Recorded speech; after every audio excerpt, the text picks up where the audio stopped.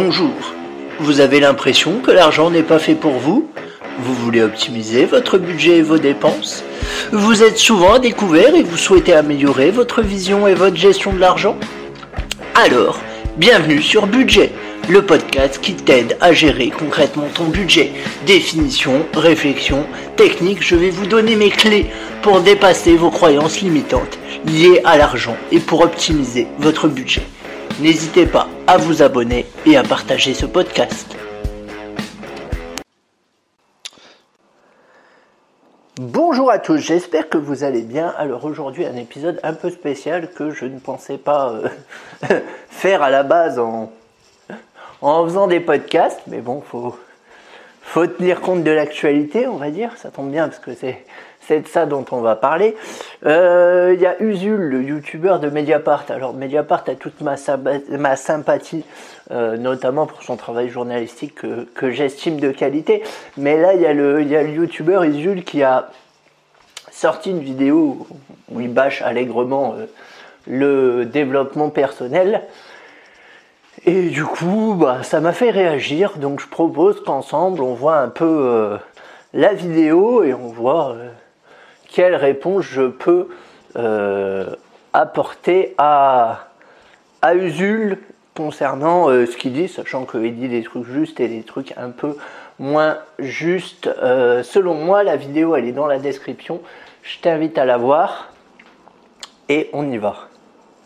Bon, là, les gens ils se plaignent sur Twitter parce qu'apparemment on est déprimant. Tu me diras qu'avec les épisodes sur l'aide sociale à l'enfance et l'antisémitisme, on les a pas servis non plus. Oui, mais c'est ça d'être de gauche aussi. Tu vois ce qui va pas dans la société, tu vois comment tu pourrais améliorer la société. Ah bah c'est sûr, si on était de droite, on ferait des super chroniques, on serait super content. Waouh, les inégalités explosent, c'est trop bien, j'adore les inégalités. Waouh, la police est de plus en plus violente avec les manifestants et tout, le droit de manifester est menacé, c'est trop bien, on va enfin être peinard. C'est vrai que si on était de droite, on pourrait comparer avec d'autres pays en disant c'est pas si mal chez nous, dans d'autres pays ils meurent de faim, il y a des guerres, ouais, c'est vrai. Voilà, non, à droite on apprend à être content de ce qu'il y a, quoi. D'ailleurs aujourd'hui on va essayer nous-mêmes d'être content de ce qu'il y a parce qu'on fait un truc sur le développement personnel et la pensée positive. On va essayer de penser positivement. Ouais, mais si on pense positivement, est-ce qu'on risque pas de devenir de droite?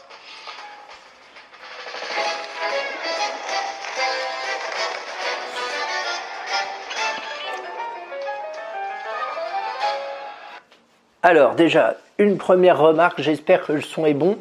Une première remarque déjà, bon, le clivage gauche-droite sur le développement personnel, j'y reviens pas, je suis pas là pour faire de la politique, mais même si je pense, je vais en parler en fait, même si je pense que globalement, c'est plus facile de travailler sur soi en tant qu'individu que de travailler sur le collectif. Moi je pense qu'il faut se changer d'abord pour ensuite changer la société. C'est mon point de vue, j'ai pas tout le temps pensé comme ça, loin de là. Quand j'étais jeune, je pensais l'inverse, et peut-être que quand je serai vieux, je penserai l'inverse également, mais voilà, pour moi, à l'heure actuelle, le collectif n'a pas vraiment de sens tant que les individus n'ont pas fait de travail sur eux-mêmes. Voilà, je pense que c'est mon point de vue. C'est mon point de vue, je veux dire, enfin, on le voit bien avec le mouvement des Gilets jaunes, disons, sont au 17e samedi de mobilisation. Et le seul truc que globalement ils ont obtenu, c'est juste la prime d'activité, la hausse de la prime d'activité qui de toute façon était déjà dans le programme de Macron, c'est juste simplement qu'il l'a avancé. Voilà. Donc voilà, moi je suis un peu revenu de cette idée de collectif. J'ai fait beaucoup de manifs étant plus jeune, mais voilà, je suis un peu revenu. Puis à chaque fois il y a de la casse, enfin voilà, c'est compliqué à gérer. Ensuite, dire que le développement personnel c'est que penser positif, c'est un peu plus compliqué que ça quand même. Parce que si le développement personnel c'était vraiment que penser positif, je m'embêterais pas à faire un podcast par jour, enfin un podcast argent et un podcast développement personnel lié à l'argent par jour. Je ferai un podcast, je vous dirai penser positive et penser positif et j'en ferai pas d'autres. Donc bon, je veux bien qu'on simplifie, mais il y a des limites. Allez, on continue la vidéo. êtes certainement quelqu'un d'assez médiocre. Votre carrière n'est pas au top, vos revenus ne suivent pas, vos amours sont toujours plus ou moins pathétiques et pour cause vous êtes plein d'insécurité. Votre physique lui-même laisse à désirer et pour cause vous ne prenez pas soin de vous. Et oui, contrairement à nous. Prendre soin de votre corps, mais aussi bien sûr de votre mental, hein. Vous savez, il paraît qu'on n'utiliserait que 10% de notre cerveau. Et encore, vous, ça doit être 6 ou 7, pas plus. Oui, parce que sinon vous seriez pas en train de regarder ça. Vous seriez en train d'avoir la pleine conscience de l'instant, de voir tout ce qui est positif, etc. Plutôt que de vous appesantir sur tout ce qui tourne de travers, toutes ces mauvaises nouvelles là. Alors, concernant les 10% de notre cerveau, bon ça a été maintes fois battu en brèche. Non, nous n'utilisons pas que 10% de notre cerveau. Voilà, c'est une affirmation qui a été maintes et maintes fois battue en brèche, notamment au moment où le film Lucie, L-U-C-Y, de Luc Besson, il me semble, est sorti. Je sais plus quand c'était il y a longtemps, c'est pas un très bon film, mais voilà, l'idée c'était que l'héroïne se mettait tout d'un coup à utiliser au fur et à mesure 100% des capacités de son cerveau et donc découvrait ça, mais c'est faux, on utilise plus que 10% de notre cerveau. Concernant le vous n'êtes pas en santé, patati patata, on va y revenir plus tard. Tout ce qui déconne. Ouais, c'est notre fond de commerce ici, hein. Tout ce qui ne va pas, c'est même le principe de Mediapart en fait. Ouais, c'est le principe de n'importe quel journal de nouvelles. Journal de nouvelles. Un journal, quoi. Qu'est-ce que ce fucking journal de nouvelles va leur apporter pour le lendemain? De bon, zéro. Rien. Le journal de nouvelles est à l'adulte ce que le film d'horreur est à l'adolescent. Lui, c'est Franck Nick. Alors, là il parle effectivement du journal de nouvelles. Bon, alors, je vous explique. Le journal de nouvelles, c'est journal tout court, journal télé, ou c'est plus journal télé d'ailleurs, c'est une expression québécoise. Et donc ensuite il montre Franck Nicolas, donc un coach qui est un coach en développement personnel justement. Il montre Franck Nicolas qui donc dit que en gros les journaux c'est pas forcément quelque chose de bien. Alors moi je vais nuancer. Moi je pense pour ma part que c'est intéressant toujours de suivre l'actualité, mais je pense qu'il faut le faire modérément.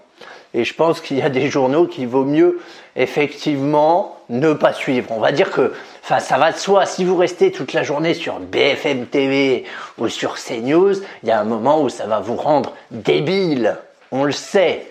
Les chaînes d'infos en continu, ça rend débile. Enfin, je veux dire, il n'y a pas besoin d'avoir fait Saint-Cyr pour s'en rendre compte. Voilà. Surtout BFM et surtout CNews, vu qu'ils sont en continu, il faut qu'ils fassent du buzz, ils repassent toujours les mêmes infos. Voilà, hein, d'un soir sur l'autre, vous avez les mêmes reportages, hein, j'ai déjà testé, donc l'intérêt est quand même hyper limité. Donc voilà, quand Franck Nicolas parle du journal parlé qu'il faut pas suivre, je pense qu'il parle plus de BFM, de BFM TV, CNews et TF1 que forcément de Mediapart, qui pour le coup ont plutôt des articles bien construits et de qualité, je trouve. Ils ont quand même soulevé quelques affaires importantes sous la 5e. Donc voilà, voilà. Nicolas. Et selon son propre site internet, je cite, Franck est considéré comme le chef de file francophone des conférenciers en stratégie du leadership et entrepreneurship dans la francophonie. Voilà. Donc pour leadership, sans doute francophonie, c'est pas encore ça. Alors là, je suis sûr que comme moi, vous brûlez d'envie de savoir pourquoi il faut arrêter de s'intoxiquer avec les journaux de nouvelles. Vous est-il déjà arrivé, dans votre couple, dans votre travail, dans votre rapport avec vous-même, votre confiance en vous, votre leadership et votre santé, d'avoir des hauts et des bas? Oui ou non? Eh ben oui, Franck, un peu comme tout le monde. J'imagine que vous êtes en train de me répondre, oui Franck, un petit peu comme tout le monde. Oh putain, il est fort. Ouais, je t'avais dit, c'est le leadership de la francophonie. Le mec, il est dans ta tête. C'est en tout cas un des coachs de vidéo. Alors, là effectivement, bon bah à juste titre, hein, il va de soi que quand Franck Nicolas pose la question en début de vidéo, parce que généralement il le fait en début de vidéo, c'est sûr et certain que les questions sont tellement larges que tout le monde va répondre oui, il le dit lui-même, donc ça effectivement c'est pour appâter le chaland, ça fait partie ça fait partie de la stratégie, hein, clairement. De commencer par une question vague à laquelle tout le monde va répondre oui, ça fait partie du truc pour attirer le client et ça se fait partout. Moi, dans mes titres de podcast, quand je pose une question, c'est pareil, c'est pour attirer le client aussi. Quand vous voyez un truc qui commence par comment ma méthode en cette étape et tout ça, c'est pour attirer le client. Donc effectivement, là-dessus, ils n'ont pas tout à fait tort de dire ça. Les plus prospères de la francophonie, ça c'est sûr. Quand on parle de développement personnel, quelques noms reviennent. Alors pour arriver à une société plus altruiste, il faut commencer par se changer nous-mêmes. Mathieu Ricard, le moine bouddhiste qui vend ses livres par palette et propose même ses services aux grandes boîtes pour leur apprendre la méditation en entreprise. Regardez, vous pouvez même acheter ses conférences sur ce site qui vous met aussi en vitrine Luc Ferry, BHL, Michel Serres ou Raphaël Enthoven. Raphaël Enthoven, c'est un poil moins zen, mais il est quand même mieux habillé. Pour vous développer personnellement en moins mystique, vous pouvez opter pour le bouquin de Raphaël Giordano intitulé « Ta deuxième vie commence quand tu comprends que tu n'en as qu'une ». Ah oui, c'est sûr, comme ça, on dirait une phrase que tu pourrais retrouver sur l'agenda que t'avais au lycée. Ah oui, comme les trousses Ben là. Voilà, mais sauf qu'elle en a vendu plus d'1 million, donc reste tranquille. Et si tout ça vous paraît assez mièvre, eh bien vous pouvez opter pour les coachs orientés business comme Franck Nicolas ou l'inénarrable David Laroche, ce sont nos préférés bien entendu. Vous n'étiez qu'une merde, mais en suivant leurs conseils, vous allez enfin devenir extraordinaire. Être extraordinaire, ça commence par une décision. La décision de se dire « Oui, je suis extraordinaire ». Ouais, mais c'est pas toi qui décide. Alors le développement personnel... Alors, là, il nous parle de plein de personnes qui mettent un peu tous dans le même panier. Donc, on appelle mail Franck Nicolas, David Laroche, que je connais pas du tout, pour le coup, et Raphaël Giordano, qui, elle, fait des bouquins, voilà. Bon, Mathieu Ricard, il n'est pas dans le même... il n'est pas dans le même état d'esprit, je dirais que... Enfin, état d'esprit, façon de parler. Il n'est pas dans le même concept, on va dire, que Franck Nicolas ni David Laroche, je pense. Et, ma foi, il vend des bouquins. Enfin, je ne sais pas si c'est utile de critiquer les gens qui vendent des bouquins, en fait. J'en suis personnellement pas tout à fait... convaincu, et puis s'ils vendent ses services aux grandes entreprises, ben, ma foi, si les grandes entreprises veulent acheter, enfin, à un moment, c'est la loi de l'offre et la demande aussi, hein, personne n'en voudrait, ça s'achèterait pas. Hein. Il suffirait de, je sais plus, c'est une phrase de Coluche, mais je l'ai plus en tête, il suffirait de pas acheter pour que ça se vende plus, voilà, à un moment, j'ai envie de dire. Allez, on continue.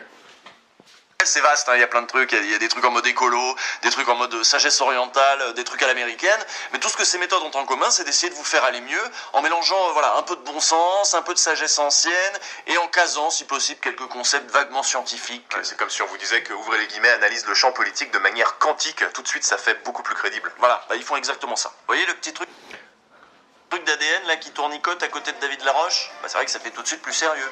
Alors il n'est pas compliqué de s'attaquer aux fondements scientifiques de ces disciplines qui ne sont pas réglementées, qui ne reposent sur rien de bien sérieux et ne nécessitent pas de diplôme. Vous avez vu, il ne faut pas l'agrégation pour faire ça. Et pas un doctorat non plus. Le secteur des coachs professionnels est en roue libre et on y trouve tout et n'importe quoi. On peut aussi s'attaquer au développement personnel sous l'angle du business, c'est maintenant assez convenu. C'est ce qu'avait fait en novembre 2017 le magazine Capital en s'intéressant à David Laroche et Franck Nicolas, qui pointaient notamment du doigt leur méthode agressive et le prix élevé de leur stage. On peut également... Voilà. Alors, là, les amis, ouais. Là, Usul nous dit donc que le développement personnel ne sert à rien, en gros ne repose sur rien, est facile à débunker et tout ça, que en gros c'est pourri, hein, ça sert à rien, que ça, il y a des choses qui relèvent de bon sens. Alors ça, par contre, je suis d'accord, vous voyez, là, pour le coup, je suis tout à fait d'accord avec eux. Moi, je pense que le développement personnel, ça relève la plupart du temps de bon sens, effectivement. Moi, ce que je vous dis dans mes podcasts, c'est avant tout du bon sens, hein. C'est pas... Voilà, c'est du bon sens. Sauf que le souci, c'est que personne n'applique ce bon sens. Donc, voilà, enfin, je veux dire par là, j'ai conscience que des fois, le développement personnel, ça paraît un peu débile, ça paraît un peu simpliste. Mais tant mieux, j'ai envie de dire, il vaut mieux que ce soit simple plutôt que compliqué, déjà pour commencer. Et ensuite, je